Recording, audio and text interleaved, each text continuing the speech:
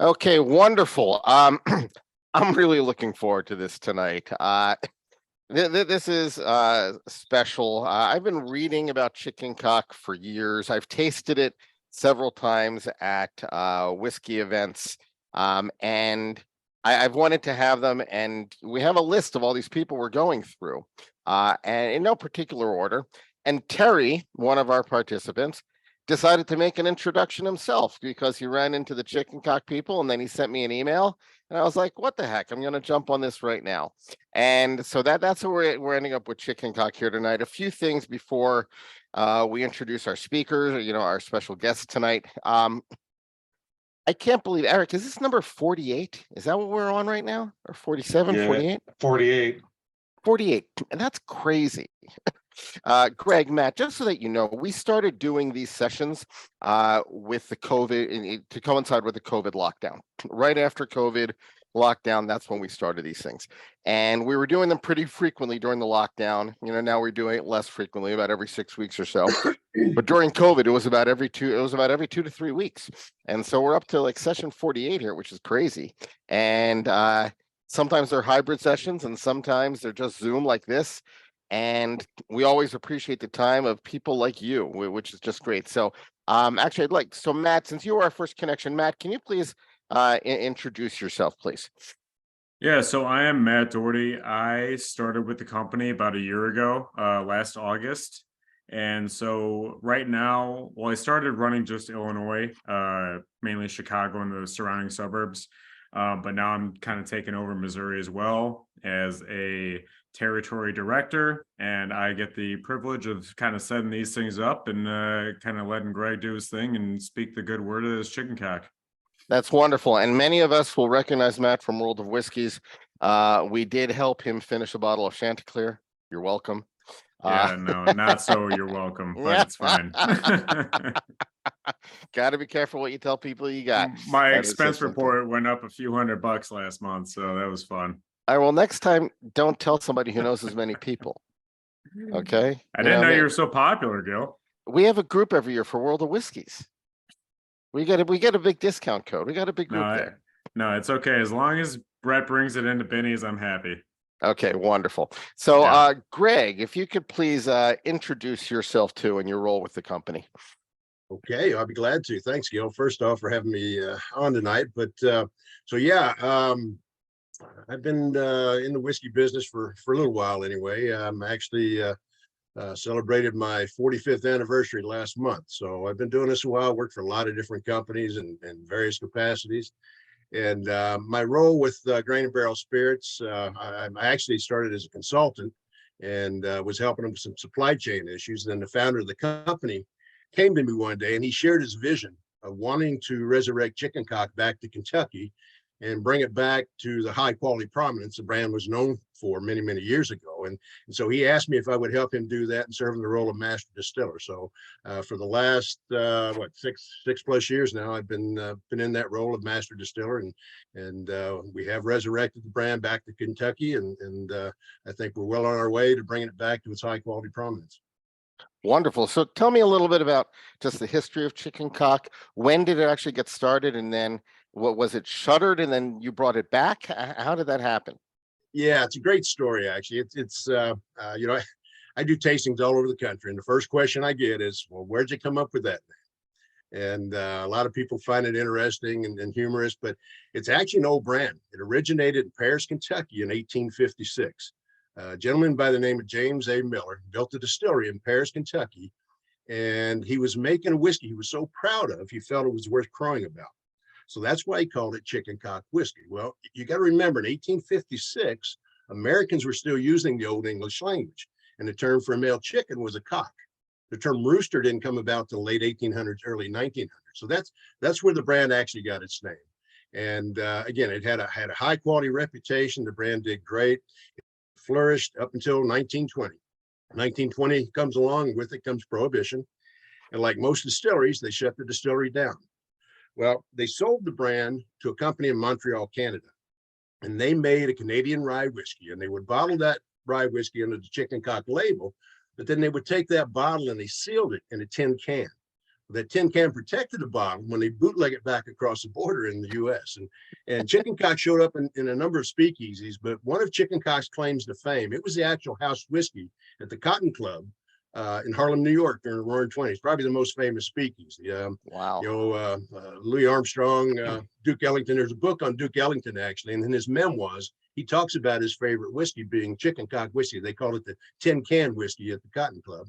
But back in the 1920s, a pint of chicken cock whiskey was $14. Wow. Today's money, you're looking at about $140 a pint. So right. That I was thinking about the inflation there. That was expensive. Well, it just makes you appreciate how valuable the product was during the Prohibition era. And if you were thirsty and wanted some whiskey, hopefully you had the means to pay for it. So that's great. I want to say just one other thing for the people here to understand about who we're dealing with here. Gregg's LinkedIn is one of the most extensive lists of experiences that I've ever seen. I mean, Brown Forman, Jim Beam, Wild Turkey, several different Kentucky organizations, Kentucky Distillers. You've done a lot of stuff with organizations with barrels and staves. You're even on like the Kentucky Fish and Wildlife Board. I got to tell you, I'm very impressed. You're a man who likes to keep yourself busy, I can see, and and I appreciate that. And I just want to let you know that when I saw that LinkedIn, I was like, I just kept reading. I kept scrolling down. It was very, very impressive. So we're really honored to have your presence here tonight. I want to get a few details out of the way, just to make sure that people understand what it is that we're drinking. So where exactly is Chicken Cock located? So we're actually producing it in Bardstown Bourbon Company. When Monty Antela, the founder of Grain and Barrel, asked me to serve in the role of master distiller and help resurrect it, Grain and Barrel Spirits is a small company, like many others that have gotten into the bourbon and whiskey industry. And they don't have their own distillery, don't have any operational assets. And so one of the first things I did was negotiate an agreement with Bardstown Bourbon Company. Steve Nally, their master distiller, is an old friend of mine. I've known Steve over 40 years. I've been in business 45. Steve just celebrated his 51st anniversary, so in the business. But nice. Steve and I go way back, and prior to my consulting company, I was vice president of operations for Western Spirits down in Bowling Green, Kentucky. You're probably familiar with Bird Dog whiskeys, Calumet Farm bourbon, some of those products. And so likewise, they don't have a distillery. So I negotiated an agreement with Bardstown Bourbon Company to start making their whiskey. So through that relationship, I was able to convince them to make our whiskey. And so Bardstown Bourbon Company is the home of Chicken Cock whiskey. Okay. Wonderful. Okay, so that's great. So yeah, I like the transparency. Obviously that's important. People in this industry care about that, and a lot of people here care about it. Let's actually get into some drinking, and then we'll talk a little bit more about the whiskey here. So the first expression we're talking about here is the Chicken Cock Kentucky Straight Bourbon Whiskey. Okay, so first, cheers, everybody. Okay, cheers. Enjoy. Looking forward to this tonight. Please tell us about the mash bill, okay, that goes into this. Okay, so our mash bill for our bourbon is 70% corn, 21% rye, and 9% malted barley. Okay, so let's get it again. So 70% corn, okay, 21% rye, and 9% malted barley. That's correct. Okay, wonderful, great. And how old is this? And so basically it's at least 4 years old. I'm not sure what sample you got, but it'll be between 4 and 5 years old. What you're tasting today is some of what I began making down in Bardstown initially. When we negotiated our agreement in 2017 and we started laying down whiskey, it takes time to age properly. And again, our whole objective was to bring the brand back to its high quality prominence. So we're not going to sell it at 1 year, 2 years, 3 years old. We're going to give it time to mature and really pay attention to detail. And you mentioned the barrels. We'll get into the barrels a little bit later, probably. Yeah. But that's one of the things that I wanted to make sure that it really had as much flavor as we could offer, and still be a mature whiskey, not too green. Well, there's nothing. I got to tell you that there's nothing immature or weak about this. This is very full flavored. It really, from the beginning to the end, you get a lot of different notes, a lot of spice, but it's also sweet. Question about that mash bill.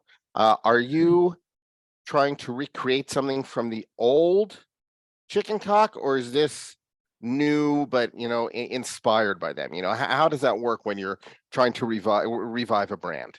So it's a great question. I get that question quite often. And when Marty, the founder of the company, back up a little bit. The distillery, fast forward, the distillery actually burnt down in the 1950s. So the company that owned the distillery in Paris decided not to rebuild, and the company or the brand just sat idle until about 60 years later, when Monty Anthony, the founder of Great Barrel Spirits, was looking for a whiskey brand, ran across the history and found it interesting. So he was able to acquire the brand rights. Okay. Now, when he acquired the brand rights, he did a lot of research. He actually went to Paris, Kentucky, went through a bunch of archives and tried to find the original mash bill, but he couldn't find it. And so basically what I tried to do was recreate something that was indicative of a representative of that era, more a high rye product. And so that's what we came up with this mash bill. Got it. I got to say, this is delicious. I mean, I was going to ask you how you like to drink this, but I'm going to guess that the answer is neat. Neat or on the rocks, actually. Yes, sir. That's the way I drink my whiskey. Okay, so a lot of people here, I think I told you, are very interested in barrels. Okay, we had a really big discussion, about 2 years ago with the Penelope people about the difference between char and toast. I want everybody to know that the website for Chicken Cock has this great video. I think it's about an 8-minute video where you're talking about barrels, okay, and then the oak and all that stuff. So you get the juice from Bardstown, okay, right? And then what is the process of the barrel selection? How are you involved in that? And where's the aging actually happening? Okay, so essentially I have oversight over everything that happens for Chicken Cock whiskey. At Bardstown Bourbon Company, I not only gave them the mash bill for our whiskeys, but I also gave them the work instructions. They have what they call a collaborative distillation program. So I gave them the time and temperatures I want to cook the grains. I gave them the enzymes I want to use, the yeast I want to use, the fermentation specifications, specs on beer chemistry and distillation. And then when they make our whiskey, I go down and oversee the process. So we laid down, in February, I laid down 1,000 barrels of bourbon. And then in March, I laid down 200 barrels of rye. And that's all we did for this year. Now we're hoping to expand that as time goes forward. But that's it, 1,200 barrels of total in whiskey. So to take it a step further, and something I don't believe anybody else is doing in the industry, I have oversight from bark to barrel to bourbon to bottle, as we said, 4 Bs. Actually, can you repeat that? I want to make sure I heard that again. From bark to barrel to bourbon to bottle. Bark to barrel, bourbon to bottle. That's beautiful. And so 12 of my, you mentioned Brown-Forman, 12 of my 45 years in the business, I actually worked for Brown-Forman.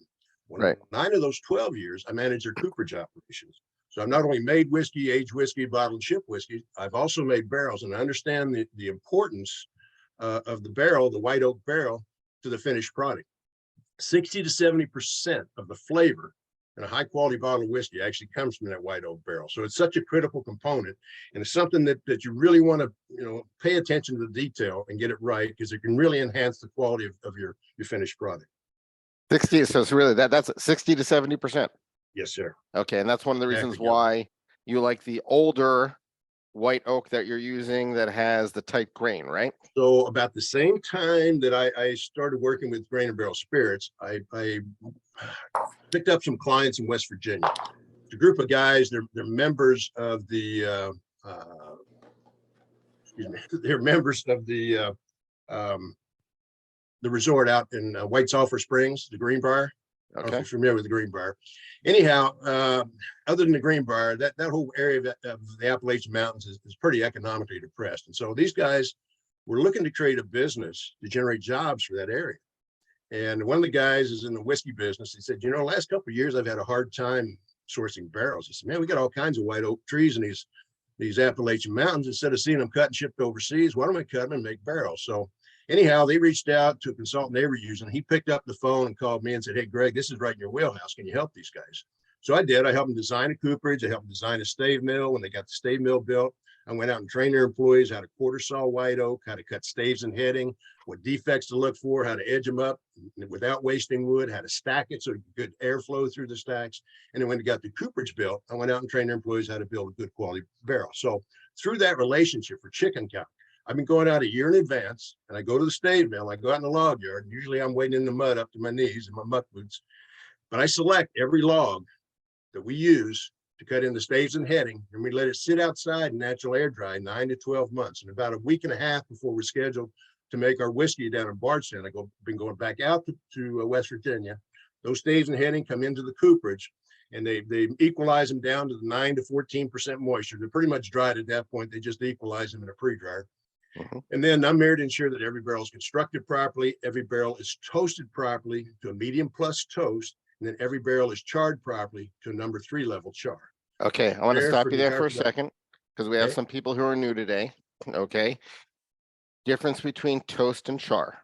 Okay. So And There's a and by couple the of way, components. before you're about to answer that, actually, now that I think about it, why don't people start drinking the double oak while we're at it? Because we Okay. want to make sure we're actually going through these things here. So we're going to start drinking the double oak, which is a Kentucky a Kentucky whiskey. Okay, 8-year Kentucky whiskey. And Greg is going to be telling us what the difference is between toast and char, and then we're going to talk about this whiskey. right. So for differences, the bourbon was actually 90 proof. I don't think we touched on that, Gil. And then the double oak is actually 92 proof. And Okay. that's by design, something I get involved in as well. Mhm. So there's multiple processes. When I select the logs, I'm looking for extremely tight grain oak. And one of the reasons I like the Appalachian Mountains is those steep mountains. If those trees are growing on the north side of the mountain slope, they're not getting the sunlight. So it promotes slow growth. Likewise, the soil in those mountains is so rough and rocky, most of the trees, white oak growing especially, grows very slow. So there's such a high percentage of tight grain oak. Now, why do I like tight grain? Tight grain by industry standard means at least 10 annual growth rings per inch. The trees coming out of those Appalachian Mountains, most of them are averaging 12 to 15 annual growth rings per inch. So I like the tight grain. That gives you such a much higher density, a much higher concentration of the chemical composition that you use in the process when you toast it later on to convert it into all the great flavors. So we set our staves and heading. We're going to let them sit outside in natural air dry for 9 to 12 months. Now, in that process, their fungal growth. Fungus starts growing on the outside of those staves and heading. And the microbial activity within that fungus starts degrading the cellular structure and opening up that grain. A real tight grain, it opens it up. And so through the elements, through the precipitation, the rain, the snow, the wind, the sun, the heat, it leaches out some of the much harsher tannic acid and bitter phenolic compounds you don't want to impart in the flavor of your Right. whiskey. But likewise, it opens up that grain so that when we bring it in the process and we plane and joint the staves and start machining all the pieces, and we start putting them together. They put all the staves together and then run it through a steam tunnel, and they get it pliable, hot and pliable, where they can bend those staves. So basically, you just have the outer shell. And one of the things I helped the guys in West Virginia design was a heating carousel. Basically, it's a turret. That barrel sits just the outer shell. The heads aren't in it yet. Sits on that turret, and that turret slowly spins as it goes around a carousel.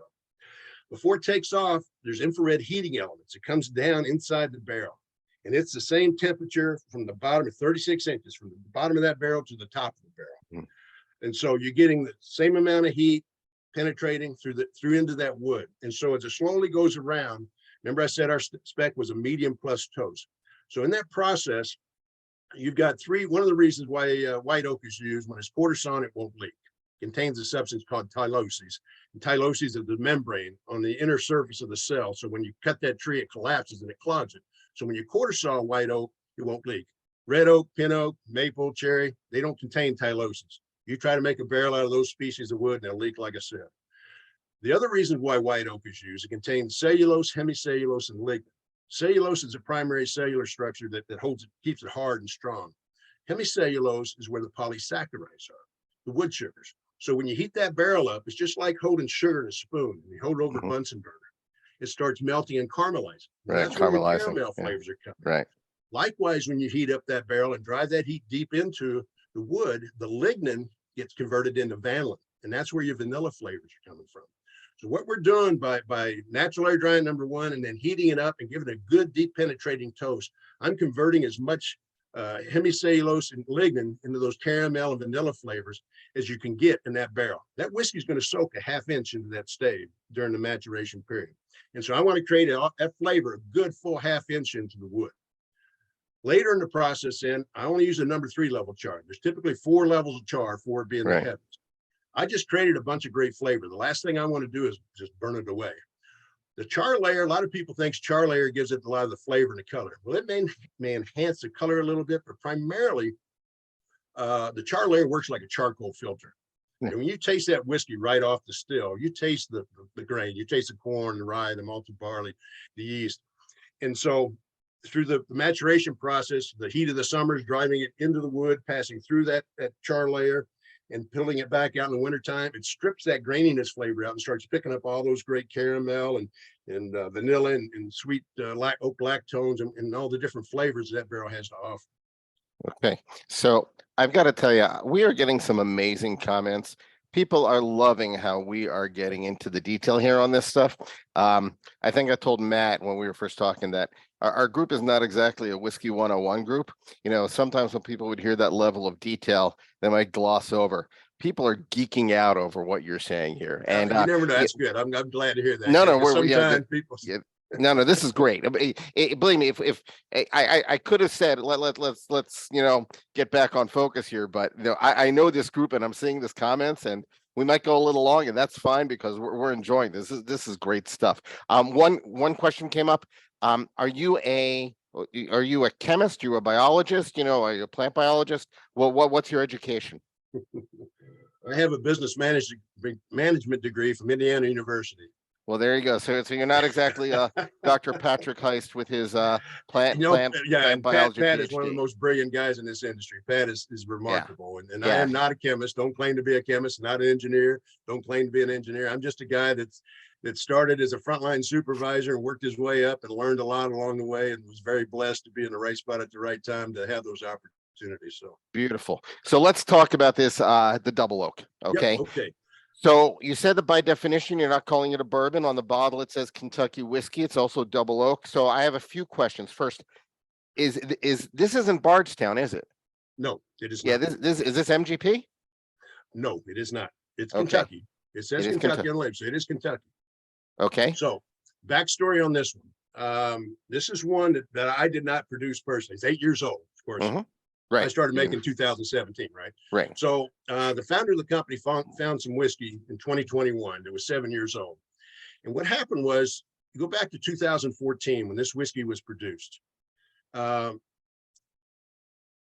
In the fall of 2013, the winter of 13 and 14, and then the spring of 2014, east of the Mississippi, we got a lot of rain and the ground was saturated.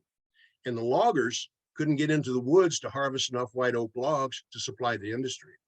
So the industry ran out of new barrels. I don't know if some of you people listening remember that. But in 2014, along about September, there were no more new barrels to be had. The industry didn't have the staves in hand. Didn't have the wood. And so all these distilleries had made bourbon, what they planned to be bourbon, and they had tanks full of it. They had silos full of grain. They had grain trucks. The supply chain was still moving. They had employees that had to work. So they kept making whiskey, but they put it in a used barrel. Can't call it bourbon. Call it bourbon. Remember, to be a bourbon, it has to be aged in a new charred oak barrel. Right. And so it was intended to be bourbon. All the criteria, they met the criteria to be bourbon, but the fact they put it in a used barrel, they couldn't call it bourbon. Got it. So what's the mash bill on this? So this mash bill is 80.5% corn, 11% rye, and 8.5% malted barley. Okay, so 80.5 corn, 11% rye, and then you said 8.5 barley? That's correct. That's correct. 8.5 malted barley. Right. Okay. And so when and then by double oak, so what do you mean by double oak? So was this first aged in a virgin oak and then was it then put into another barrel? Yes, correct. Okay. So what happened was when the founder of Grain and Barrel, he bought a couple of tank truckloads of this whiskey. So there was quite a bit on the market, still is some actually. And he bought a couple of tank truckloads and he had me taste it. It was 7 years old at the time. And I said, Marty, I said, it's got potential, because he wanted to come out with another rendition on the shelf and call it Chicken Cock Kentucky Straight Whiskey. And I said, this does not meet the criteria that we established to bring the brand back to its high quality prominence. It just doesn't mean it's too green. It doesn't have enough flavor. And so we talked about it, and of course, the question, well, what can we do? I said, what we can do, 2021, we had access to barrels. So we actually bought some new barrels, brand new barrels, and we put the whiskey back into new barrels. And then we put it on the 7th floor, the top floor of the warehouses there in Bardstown. And Mother Nature blessed us, because last year we had over 85 days, of temperatures of 90 degrees or more, which is great for aging whiskey. I mean, Right. it just really pulled so much flavor out of those barrels. Right, you're Sat getting in there, and out, right? It goes in and out and in and exactly. out, right. And so it was in those barrels about a year and a half before we actually pulled it out and bottled it. Now, of course, now it's 8 years old, and it's Right. double oak because it did finish in a new barrel. Right. So we had The legs, two I got to tell you, the legs and the texture on this are incredible. It's got a nice burn. Okay, probably from the higher corn content is what I would think. That's a Kentucky hug. That's not a burn. The Kentucky hug, I love it. Learned something new today. Kentucky hug. Forget all the stuff about wood. Kentucky hug. That's what's sticking with you. That is wonderful. Oh man, that's great. No, I'm really enjoying this stuff. And actually, when we pour this stuff, if we have anything extra left over, Eric and I and the people who pour with us, we go through the bottles to decide who gets what. And I made sure that I got the double oak. So that was Right. I have a little bit of double oak left over, which makes me happy. Well, I tell you what, Gil, you'd be amazed the difference of what it tastes like when they're 7 years old, and what that year and a half through a very hot summer did to it. It gave us so much more flavor. It's phenomenal. Well, you did say that, 60 to 70%, depends on the barrel. So an extra year in an active barrel, which is with active conditions, would do that here. So that's wonderful. So let's now move on to rye. Okay. So the rye is also made at Bardstown, correct? That's correct. Yep. This Okay. is the bourbon that you tasted first, and the rye. Both of these are product that I was responsible for in producing. Okay, wonderful. So tell us about the mash bill of this rye. So this mash bill is a 95% rye, 5% malted barley. 95% rye, 5% malted barley. So no corn at all. That's correct. Just a side story on that, Gil. 10 of my 45 years, I was vice president of Austin Nichols and the managing director of Wild Turkey Distillery. And we made a rye whiskey at Wild Turkey. Didn't make a lot of it at the time, but we made some. And it had like 35% corn in the mash bill. And I wasn't real fond of it. It had a bitterness, a harshness that I just didn't care for.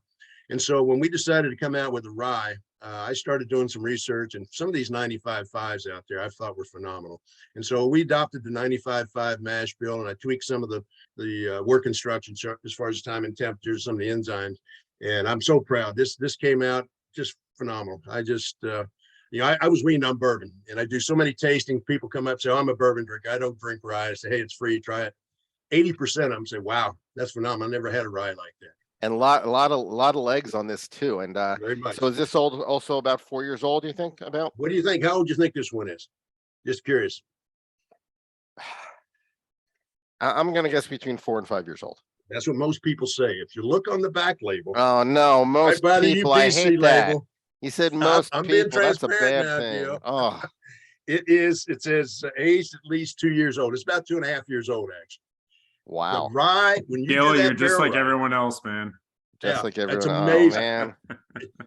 Oh, most people say 4 to 6 years old, Gil, but I'm Yeah. telling you what, the rye grain picks up the flavor so much quicker. When you build that barrel properly and you create as much flavor as that barrel has to offer, you can extract that flavor much quicker, and especially with the rye grain. It's phenomenal. I think we've won so many awards and accolades with this rye, and as I said, so many bourbon drinkers who say they aren't rye drinkers have kind of been won over by it. So. right. And is this aged in the same barrels as the bourbon is? Same That's thing. correct. Same, the same. white oak barrels with the tight grain. Yes, sir. Okay. Also with the number 3 char. Yes, number 3 char. Okay. Medium wonderful. plus toast, number 3 char. Same process. I said in February of this year, about a week and a half before we made our bourbon, I went out to West Virginia, and we brought enough staves and heading in to make the 1,000 barrels, and then went back out in March. And we brought in the remainder of it to make the 200 barrels of rye. And I'm going to assume, based on what you've already said about it, that you also drink this neat. Absolutely. Yeah, Yeah. yeah. And again, in the summertime, I may throw an ice cube in it, but that's the way I drink it right there in the Glencairn. I Yeah. may throw in a cube in there just to Yep. kind of cool it down and open up some of the flavors that may be a little bit masked. But again, this is 90 proof as well. Got it. No, this is nice. So I'm curious. So many people now are bottling higher proof spirits. Okay, and I'm just curious because all of the whiskeys that we're drinking tonight, they're 45%, 45, 47 and a half, 46. You're pretty tight in that mid 40s range. Okay, is there a particular reason why you like that ABV? Well, again, if you allow the chief financial officers of the world to dictate, everything's going to be 80 proof, right? Because you can get a heck of a lot more bottles out of a barrel at 80 proof. Right. But our objective, again, was to bring the brand back to its high quality prominence. So for our bourbon and our rye, for this particular whiskey, I felt the sweet spot was 90 proof. And typically what I do is I start at barrel proof. I start knocking it down in proof until I hit the point where I feel the alcohol burn subsides and allows the flavors to overtake the profile without diluting the flavor. So I want to, kind of calm that alcohol burn down and allow the flavors to really overtake the alcohol itself.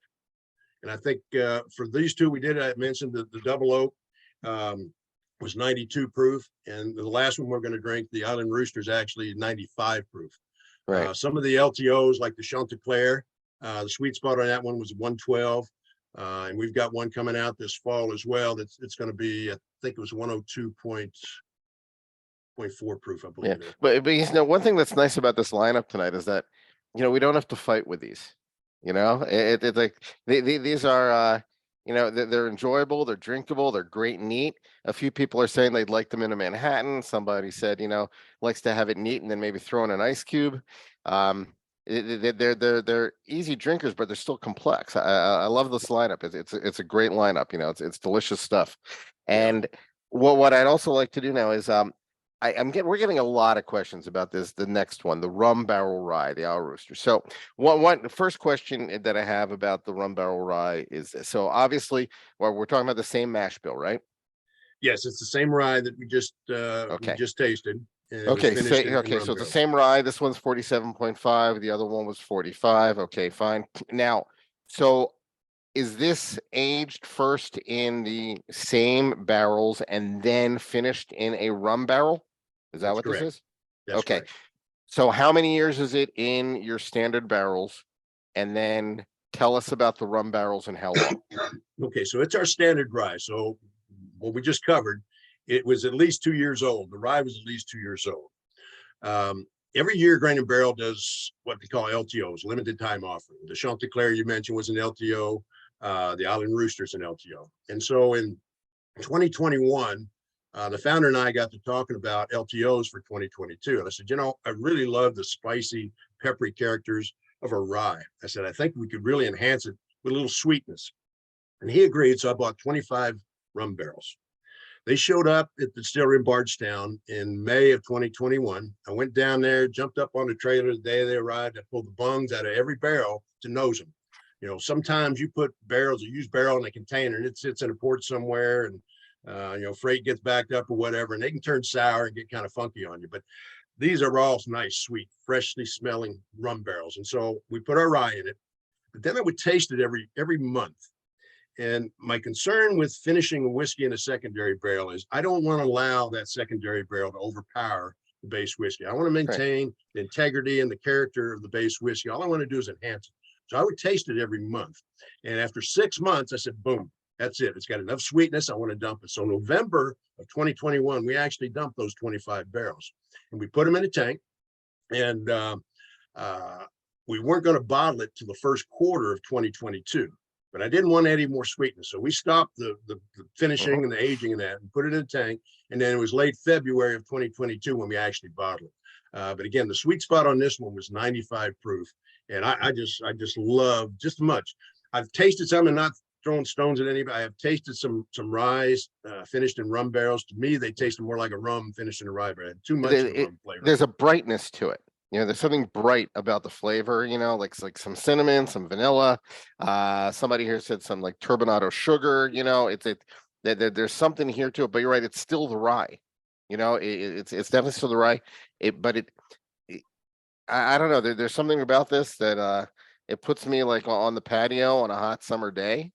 You You know, got it. That's my after dinner drink right there, buddy. That's my after dinner drink. It's so good. And again, on a hot summer day, I'll throw an ice cube in there and just let it chill a little bit, open up. And I mean, I'm not a big dessert kind of guy, but I do get a sweet tooth after a great meal. And so this takes care of the sweet tooth just enough. and so let's talk about the fact that you said the LTO is a limited time offers. Okay, so this isn't one of your core range, right? No, it's not. It is not. Okay. I'm hoping we circle back at some point in the future to do it again because it was so good and it's so popular and so many people have raved about it. It's got some great accolades, and so who knows? You never say never, but for right now, what's out there on the market when it's gone, it's gone. So tell us. So the rum. Where'd you get the rum barrels from? Who's the producer? What kind of rum? That's one of the things I can't tell you about because I like to be transparent, but I did have to sign a non-disclosure. I can tell you though, it was Caribbean rum and it was sugarcane based rum, not molasses based. So Okay. I might narrow it down for you. I gotta tell you, I would not be able to guess that, but we have some people here who are very much into that. You I know. can tell you this, it's very good, high quality rum because I love rum too. So it was very good, high quality rum. So. Okay, no, this is this is delicious. And one of the guys here, a buddy of mine from work, says, from a beer guy, love the double barrel aging. It translates really well in whiskeys as well. You know, this is nice, and this is funny. A few people actually say that they're getting some dill pickle out of this. I don't know where that comes from, but I've heard I don't people know. say that with the rye, but not with the Island Rooster. I haven't heard I that don't one. know. They're saying it, but it's. I don't know if Way there's off. no right or wrong. You know, it's That's the beauty of a tasting. That's the first thing I tell people when I do tastings. You know, this is not an exam. There is no wrong or right answer. You know, you're not getting scored on it. What your nose smells and what your palate tastes is going to be totally different than other people in the room. So I got to tell you, people are now playing 20 questions. They're saying, "Can you tell us what island it's from?" one of the Caribbean islands. Close There enough. you go. That's the right answer. That's beautiful. I love it. All right. So, just a few other quick things before we open it up for questions. So, is chicken and maybe Matt can also add Matt might know a little bit about this too. Is chicken cock available in all 50 states? Matt, do you know? It is not. No, I think Okay. we're in about 40 states right now. In about 40 Yeah. states right now. Okay. Yeah, A little bit more than so 40, but yeah, we're working on it. Okay. All right. Is there a particular region in which you're not available right now, or is there no rhyme or reason to it? Well, I know I've got a Zoom meeting tomorrow with the Utah Liquor Control Board. So we're trying to get into Utah, which is a control state and can have its own difficulties, but hopefully that'll be successful. I know we're not in Alaska, but last I checked, I thought we were at about 42. So yeah, we're still trying to get a few out there that we haven't conquered yet. Okay. All right. We have some people here in Massachusetts. Are you in Massachusetts? Yes, absolutely. Yeah, I Okay, spent some great. time, did some tasting bottle signings during COVID, actually. So Okay, wonderful. Are you ever planning to produce your own juice, or are you going to stick with Bardstown? Like, because we had a tasting with Old Elk a little while ago. They're doing great stuff with MGP juice, but they're also starting. They're talking about it. They're planning it. They're starting to do it. What do you think? I like to think that what we're producing at Bardstown Bourbon Company is our own juice. Again, I have oversight over everything, but as far as owning Grain and Barrel, owning their own distillery, I don't see that in the near future. It's a very small company, has a small base of investors that keeps it going and afloat. And luckily, Chicken Cock has been a pretty good return for them so far. So, Well, congratulations. Okay, Thanks, sir. that's wonderful. Good for you. Good job. So what I want to do is we're going to open it up for questions because I've got about 20 more questions here, and we could go on for another 2 hours. But people are itching to ask questions. So everybody knows about the reactions tab, and the reactions tab is where you can raise your hand. So that way, we will tell you to unmute. We're starting to get that filled up already. We're going to start with Terry Dinterman. Terry's with Evan. So Terry, please unmute and ask your question. What am I chopped liver? Oh, damn it, Eric. I did it again. Before Terry, we're going to let Eric ask a question. God damn it. Just for that, I've got two questions. Greg, you're saying that you love rum. So first question is, what is your favorite rum? Well, I've been spoiled, Eric. I got to honestly say that Zacapa XO is probably the best rum I've ever tasted. I've had some great Nice. rums, don't get me wrong, because when I was in the barrel business, part of my responsibility is that, all the empty barrels that Jack Daniels and Old Forester in early times, at the time of Woodford Reserve would dump, part of my responsibility, I had a guy that sold those used barrels to the secondary market, the Scotch distilleries, Irish distilleries, but we sold a lot to the tequila and the rum companies as well.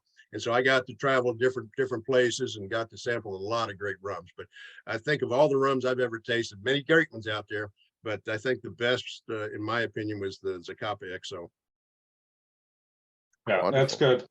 And then the second question, so yeah, Matt was generous enough to also pour the 20-year-old Cotton Club Rye at World of Whiskey. And that one actually stood out from the entire evening as the most complicated and confusing pour I had. It had so many layers. It was, every time you tasted it, you picked up something else. So can you tell everybody a little bit about it? Yeah, I'd be glad to. Actually, I can't take any credit for that one at all, Eric. That was the brainchild of our founder, Marty. Marty wanted to pay tribute to the brand back 100 years ago during the 1920s when it was the house whiskey at the Cotton Club. So that's why he called it Chicken Cotton Club. But he found some 20-year-old Canadian rye and was able to source that rye. And it wasn't cheap, which hence the price tag was pretty hefty, but 20-year-old Canadian rye. Now, if you look at the product, and unfortunately, I don't have any here to share with you, it is so much lighter color. I don't know if you notice that than any other whiskey. Very light color.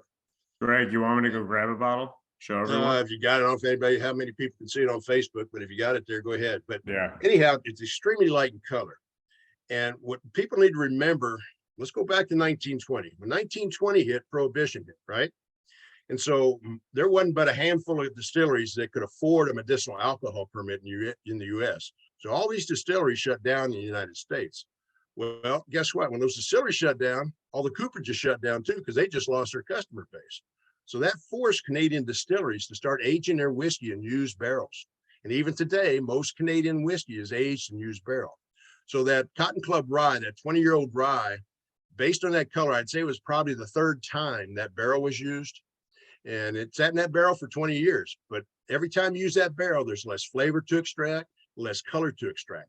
Now that particular, you're talking about the taste profile on it, Eric. It's so unique. It doesn't, to me, it doesn't taste like a rye whiskey. It's so fruity and floral. And to me, it kind of had a sweet tart finish to it. I mean, it's just so unique, so different. But it was, yeah, something like you said, it's hard to describe and match with anything else in the whiskey world, in my opinion. Yeah, I definitely wanted to take, a nice hefty pour and then just sit down in a corner and just, just think about it and just keep taking little sips of it. It was quite amazing. That's wonderful. That's awesome. So sorry again, Eric, for that oversight. I'm sorry, man. It happens. Terry, unmute, please. Yeah, so I got just a couple comments and then a question. So first, Greg and Matt, I really appreciate you guys were in a lot, small Garfields and spent a lot of time. You were very generous with your answering questions. I just love the humility and graciousness you guys spent with all, not just me, but all the people I saw go through there. I just really appreciated your passion and how you treated everybody that came to the table, whether they're a novice or more experienced, with kind of the same level of interest and respect. So I just appreciate that. Second, my family has a condominium in Siesta Key, and the Siesta Key rum that they make there is outstanding. And just if you have never had a taste of that, I just encourage you to have a dram or two. But my question, and it's not like Spirit 101 or deep, but this is the bottle I bought that day that Gregg graciously signed for me. You can see it's almost almost gone. I love that you guys have embossed the bottle with chicken wire. It's a really cool marketing idea. So I just wanted to ask, where did that idea come from? And was that done in the old days, or is that kind of a new spin? No, exactly, Terry. So both bottle design, we have two bottle designs, one you just showed, and then the one that Gil showed earlier with the double oak. We have two bottle designs. Both these bottles were actually replicas of pre-prohibition bottles that Chicken Cock used. They were pint sized back then. We just took them and we blew them up to 750 milliliter. And you're right. Most people see that honeycomb embossing on that bottle and they say, oh, is that got honey in it? I said, no, it mimics chicken wire.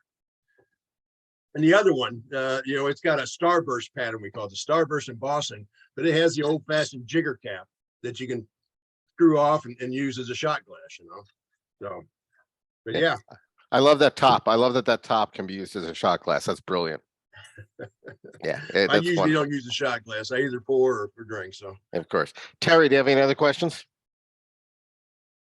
To go along with the bottle designs, so we were out in Springfield and Quincy a couple weeks ago with our national brand ambassador. Gregg was not there, but some guy found a chicken cock bottle in his mom's attic. And here's the picture of it. I don't know if you guys can see it or not, but it's kind of like a round. Can you guys see that or no? Yeah, a little bit. It's a little too bright. Oh, wow. Okay. So it's like, yeah, it was pretty wild to see that. So very cool. Definitely a little bit designed, but yeah, pretty cool. Great. Wonderful. All right. So the next question we have, Ariel Eisenberg. Please unmute. Ariel, you there? Eisenberg? Can you hear me? Now we can, yes. Yep, now we There can. we go. Okay, cool. So, obviously I was really excited talking about the cooperage. I love hearing about all those different kinds of woods. So when you're doing the cooperage, one of the things I like to look at is the different varieties like Gariana or Muzanara. Have you ever thought about playing around with, other of the specialty varietals of oak? a great question, actually. I think one of our LTOs next year will be doing something special with a different species of oak as well, Ariel. So I can't go too much detail on it, but right now the game plan is that's what we're looking at doing. Great, thank you. Ariel, only one question? Are No, you I okay have now? more, but I have more, Dude, but I you want to okay? share the space. I'm not a little worried about you. I mean, all right. Well, here you go. So, you talk about the involvement in the hands-on process, which is awesome. How does that work with Bardstown? If you're telling them the cook temp and the mash bill and everything else, is that then industry, by industry standards, their spirit since they're doing it, even though it's your own recipe? It depends on how you want to look at it. I mean, basically we're using their kitchen and their cook. Okay. I still am the head chef, I guess. I'm there to ensure that they're following the work instructions. And I gave them the work instructions, how I want it cooked, what enzymes I want to use, the yeast I want to use. So, there's different analogies you can look, there's some people, Ariel, that say that, oh, well, no, you're sourcing whiskey. You're not making that. And that's fine. I'm not going to get into arguments with them. If they want to, if that's what they believe, that's fine. But, I'm proud of what we've produced and proud of the fact that we did resurrect the brand back to Kentucky. And I think we're well on our way of bringing it back to its high quality prominence. And at the end of the day, that's all that matters with me. Definitely. And please, I didn't mean to offend at all. No, not at all. No, I'm not an industry guy, so I was just curious about that. But thank you. No, Kick my him out of pleasure. here. Yeah. All right. Now we're going on to the smarter Eisenberg. Please unmute Josh. Thank you. That was Beauty before age. that was very kind of you, Gil. Appreciate that. So really loved the detail, Gregg, on the white oak that is being sourced from West Virginia. And so I was curious, you've had a lot of experience in the industry. And I'm curious the barrels and the wood that you're getting or that you got from those from that oak, how how did you experience that aging differently, or did you experience it aging differently than maybe white oak from other parts of the country? I mean, that seems like a pretty big delta, like on the growth Yeah. rate of those oak. And so I don't know, again, I don't know after you toasted and charred and all that other stuff, whether it made a difference in the exchange rate and also the evaporation rate. So that was my question. Great question. You know, notice a difference? There is a difference. You know, when I worked at the cooperage, we had our own company stave mills that Brown-Forman owned, but we also bought staves and heading. About 60% of our supply was coming from independently owned. They were from as, you know, far north as Minnesota, you know, through Missouri, all the way down to Arkansas and everywhere east of there, all the way to the East Coast. And so with that, you know, we used to make wine barrels as well, in addition to whiskey barrels. And it was interesting. One time I was out at a wine show in California, and we made 10 barrels from white oak that grew up in Minnesota. Slow climate, very slow growing, tight grain oak. And then we made 10 barrels from a supply we got in West Virginia. Same thing. Not cold, but really steep, rough and rocky mountains, and so very slow growth. And we put a Chardonnay in both of them, fermented Chardonnay in both of them. And then we had people sample it and give their opinion. It was amazing. 50% of the people love the one from Minnesota. 50% of the people love the one from West Virginia. For me, when you blended them together, they were phenomenal. I mean, they were both good, but when you blend them together, you got a neat balance. So there is a difference in variation. Now, the tight grain, again, I think it's important that people understand the difference. It costs more to do that. It costs more to natural air dry the wood, to toast it, and then to char it. 80 to 90% of the distilleries in Kentucky, their barrel specifications are no natural air dry, no toast, number 4 level char. And they make great whiskeys. Don't get me wrong. They make fantastic whiskeys.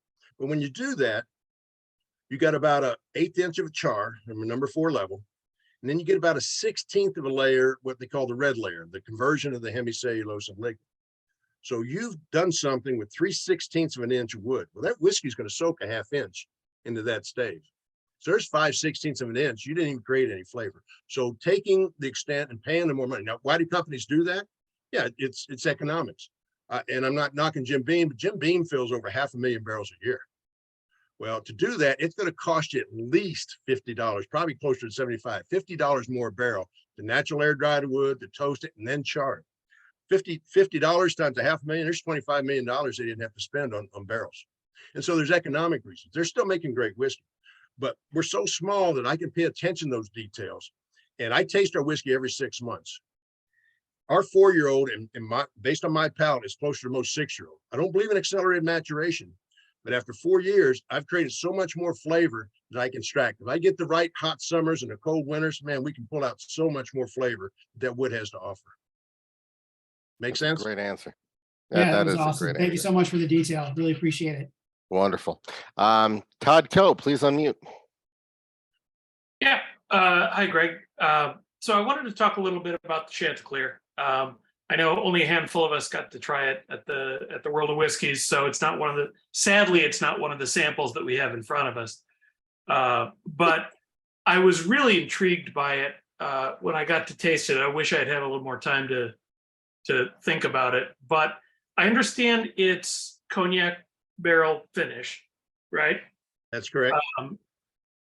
And I know you may have to be a little bit cagey about where you're sourcing those barrels, but I'd love to know more, whatever you can tell us about the process, and particularly, because this is a business, about the price point, because it is, something of an ambitious price point for an American bourbon that's not, on the secondary market.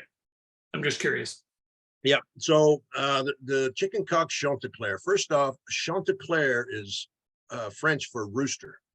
Okay, so that's where it's got his name. And there's a lot of French heritage and a lot of intertwining and full circle that takes place in that. Bourbon whiskey got its name because of Bourbon County, which was originally named Bourbon County. Virginia Commonwealth wanted to pay tribute to the ruling family of France, the Bourbon family, after they helped the Americans win the Revolutionary War. So there's a lot of French connection there. But you know what the county seat is of Bourbon County? It was back when Kentucky became a state in 1792, and Bourbon County represented about 20%, the eastern part of the state. But you know what the county seat was back then, what it is today? Paris, Kentucky. Paris, Kentucky, exactly, where chicken cock originated. So that's kind of how we kind of came full circle with it. But it is our bourbon finished in French cognac barrels. Now, I can't tell you what cognac company, because I don't know. We actually bought the barrels through a broker, and they were signed to secrecy. The thing that happened though, when we bought the barrels and they shipped them, I received some 225-liter barrels, but also some 300-liter barrels. So that kind of skewed my calculations and the liquid to wood ratios and so forth. So I had to do a lot more trial and error. Cognac is very powerful spirit. Okay, very flavorful, very powerful. And so I mentioned the Island Rooster. I kept the rye and the rum barrels 6 months. I knew 6 months would be way too long. It tastes more like cognac. So I would taste it every few weeks. And again, I had to do a blend at the end. But at the end of the day, some of it stayed in the barrel a month and a half. Some stayed up to 4 months. Okay, and then I blended the two to get the right balance. And there was a lot of trial and error that went into that to get the right flavors. Again, it's bottled at 112 proof, but it turned out fantastic. It won double gold in San Francisco. And you mentioned the price point. Unfortunately, I don't have anything to do with price point. You know, we have a top management executive team that kind of, based on the limited offer, they established price point. I believe since then they may have adjusted some price pointing because we got some new people in sales now. So I'm not sure where the market stands now. Matt, I think Matt's raising his hand about that. Yeah, I can't find the raise your hand button, so I'm sorry, but the come July 1st, or it should have happened July 1st, but the Chanticleer is going down from $500 retail to $300 retail. So Todd, it's a little more viable for you. And again, there's not a lot out there. It is limited time offering. So once it's gone, it's gone. But I think it turned out fantastic. Again, I've tried not to overpower the bourbon flavors with the cognac flavors, but they definitely come through and shine through. And you should have tasted it early on, Todd. I mean, the first time I tasted after, I think it was like 17 days. And I mean, it was a butterscotch bomb. Now, it kind of evolved from there. It's crazy.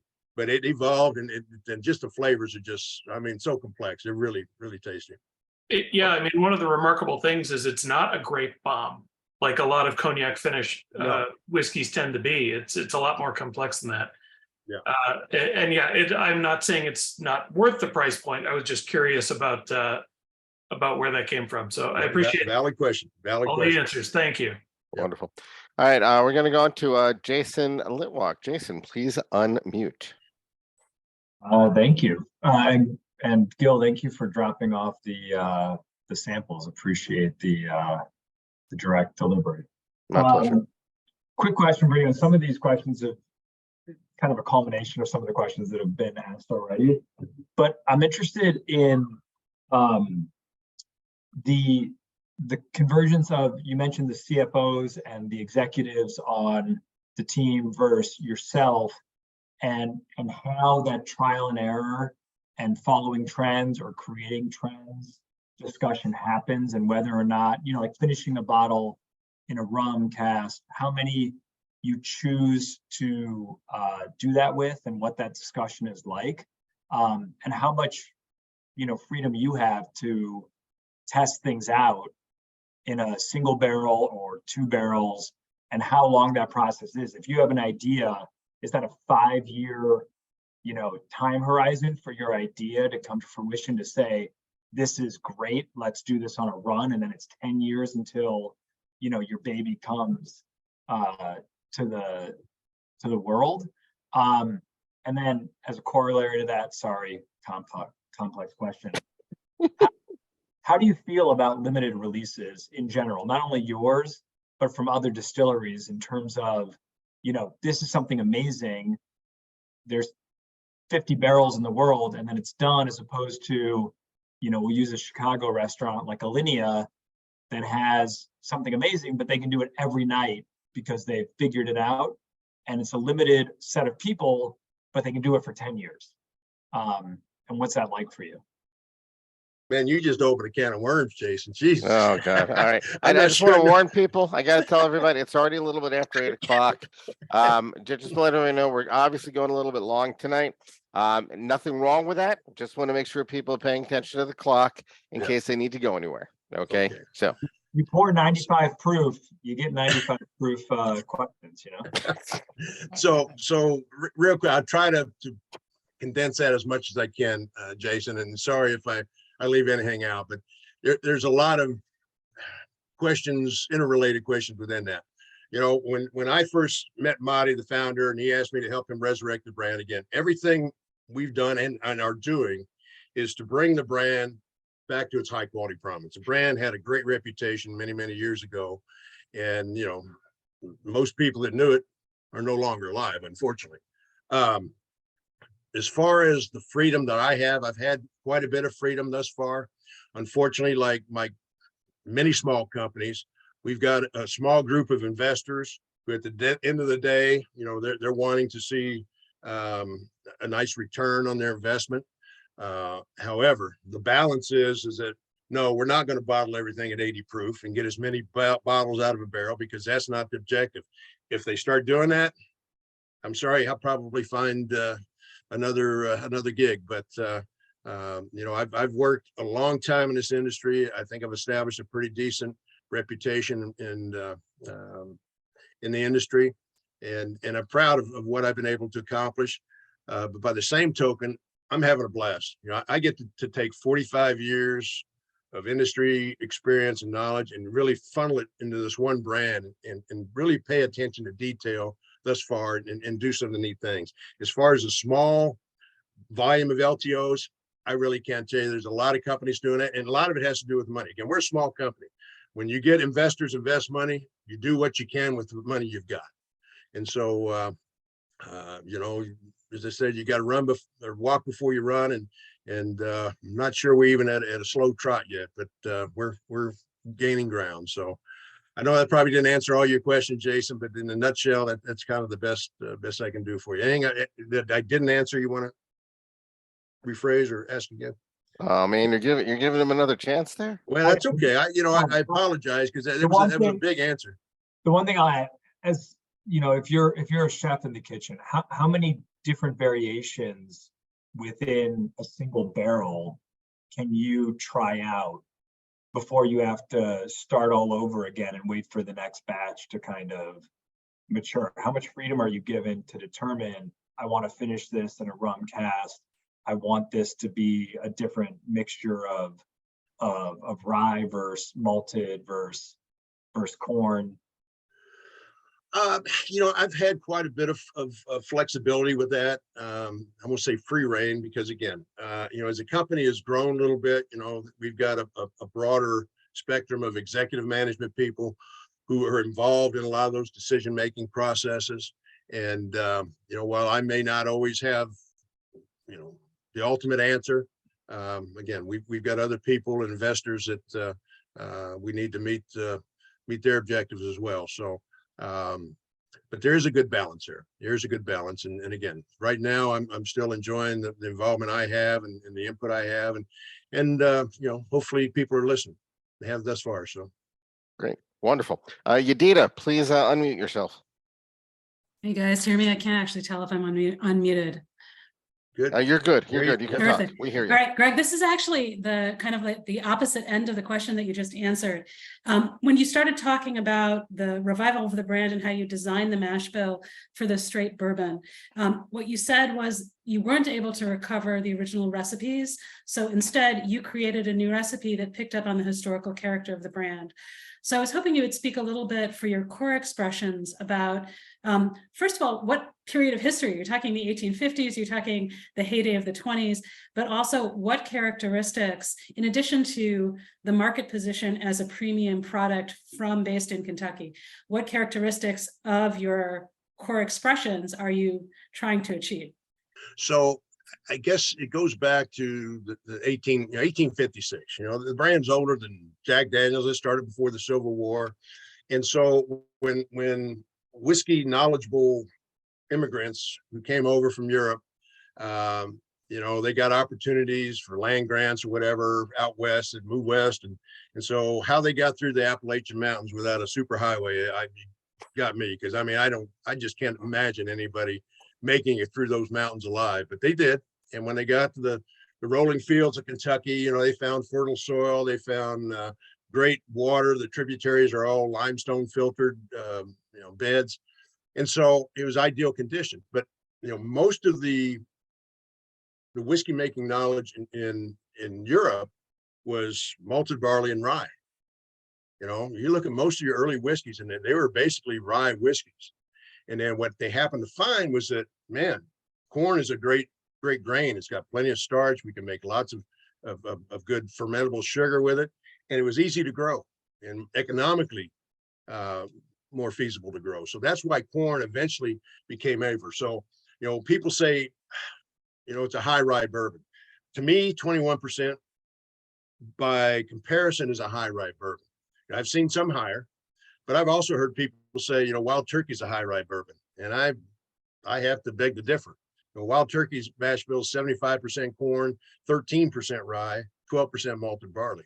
But a lot of people call it a high rye bourbon. And I don't know, I don't see it that way. But, and so, yeah,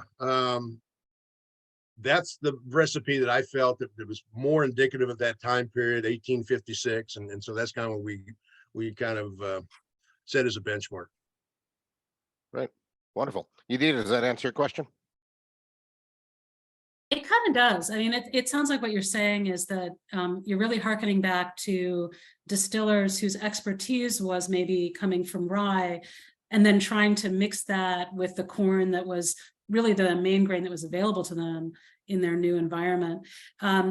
Is there continuity then? It sounded like your 95% rye, the rye, was really the chicken cock rye was the drink of the Cotton Club. Were you trying to evoke a 1920 style specifically, or were you just going for as much rye as you could get into your rye? We were just actually going for more flavor, actually. Okay. It's, you know, again, I mentioned the story when I worked at Wild Turkey, and we used 35% corn in the mash bill. And it just gave a bitterness, harshness that I didn't like. And so some of these 95.5s, I mean, again, the rye grain, when you produce that barrel properly, you can extract the flavor so much quicker, and something about the rye grain just absorbs it that much quicker. So, you know, the Cotton Club that we talked about earlier, that Canadian rye, that was actually a 90% rye, 10% malted barley. But, you know, again, it's just a matter when we decided to come out with the rye, I just wanted something that was great, that was representative, that met our criteria of bringing the brand back to a high quality product. So. Great. Wonderful. All right. So 2 more questions, then we're going to adjourn to the after party. Myers, please unmute. Okay, so I just wanted to thank Gregg. In fact, my drink of choice, my whiskey of choice in college. From yeah, the that was a bottle when I started there, Meyer. Yeah, that was has the old logo on it. It's actually a Jake. See the small beard on that turkey? In the turkey hunting world, they call that a Jake. It's a young bird, which is not representative of the whiskey because it's old whiskey. So we changed that bird when I was there. So. I'm a hunter too, by the way, so I just wanted to clarify that. I had 2 questions. So my first question is, do you guys do any single barrels for retailers or clubs or anything like that? Great question. Last year, we actually did our first barrel picks ever. We did 15 nationwide, or worldwide, you should say, but nationwide. Only did 15 barrels. The first one actually we did for the Kentucky Bourbon Festival last year, but then there were 14 others who went out. This year, I think, Matt, correct me if I'm wrong, I think we're going to do 20. We've got enough leftover whiskey. Now, this is stuff, it's older whiskey. Last year it was 7-year-old. This year it's 8 years old. So this is whiskey that I was able to source. Again, when I started making whiskey at Bardstown Bourbon Company, we had let it age. So part of my responsibility, I would go out and find good quality whiskey that we could source, put under the chicken cock label to bridge the gap until ours got the proper age. So the barrel pick we did last year was some that we sourced, and it's the same whiskey this year. Now it's 8 years old, but it is fantastic. And Gregg, I have to say, I think you're one of the most knowledgeable barrel people I've ever met. So I have a barrel question for you. What is your opinion on rinsing the barrels? Well, it depends on the whiskey, the proof of the whiskey, the volume of the whiskey. I teach a class at Moonshine University on barrel maturation and warehouse management. And one of the pieces I get into with new companies and people are trying to maximize their dollar is rinsing a barrel. If you're going in at a high entry proof, and so the whiskey coming out of the barrel is at high proof, but you're going to bottle it at a lower proof, and by all means, if you want to maximize the yield you get out of a barrel, it's best to put some warm water in there, roll it several times, and then pull it out, because it'll extract more whiskey out of the wood and give you a higher yield than you normally would get. But it all depends. If you're going in at a low entry proof and you're bottling it at a high proof, then no, you don't want to add water because you'll reduce it below your bottling proof. So there's a number of variables that play into that. Not rinsing it before, but a lot of companies, what they're doing is they're rinsing the barrels after to get as much whiskey out of the barrels. So yeah, that's what I'm talking about. After dumping, no longer exactly. Like the first fill. So yeah. By the way, we got another good one here. I gotta tell you, Greg, people are glomming onto Moonshine University. Now everybody says they want to get a degree from there. They want to be like, see if they can become an adjunct professor, figure out if they can get they can get a graduate degree. Somebody's already Googled it. So you have definitely been adding to our body of knowledge. And we're going to finish up with a question from Michael Bloom. I don't know if you know Michael. Michael is the brains behind the 50 state blend. He's now working like Eric and Michael are also both working with Dave Sweet with Barrel and Bottle. And Michael recently bottled it's called the Rivalry Blend, which is whiskeys from Illinois and Wisconsin, the rivalry between the two states. So Michael, please unmute yourself and take us home with the last questions. Actually, Greg, thank you so much for speaking up to this audience. The love you're getting, the detail that you're sharing is I hope you do this all the time. It sounds like you probably do. So I have a question about your brand. Thinking ahead, what is the through line for Chicken Cock? You've mentioned several times that high quality promise for a legacy brand is what you were brought on to do. But I'm wondering what your definition of high quality is so that I know what I'm going to look for from Chicken Cock in the future when the products are yours. Do you mind closing out with sharing what your future vision is for what you're going to be creating? Yeah, I mean, there's, boy, that's an untapped world, quite honestly, Michael. I mean, in the perfect world, I'd like to hang on to our bourbon till it's 7-8 years old. But we have investors who've invested a lot of money into it. And so there's a balance there. My business management degree, if nothing else, it taught me, there's a compromise. I could say, no, we're not going to bottle a thing till it's at least 8 years old. That's not reasonable. Okay. Now, I'm hoping giving some flexibility and a little bit of free reign, I'm able to hang on to some of our products. So we do have some older renditions down the road that are top premium. Coming back to high quality, the high quality reputation. The brand was known for its high quality reputation. As you know, Michael, in this industry, there's stuff out there, people to make a buck.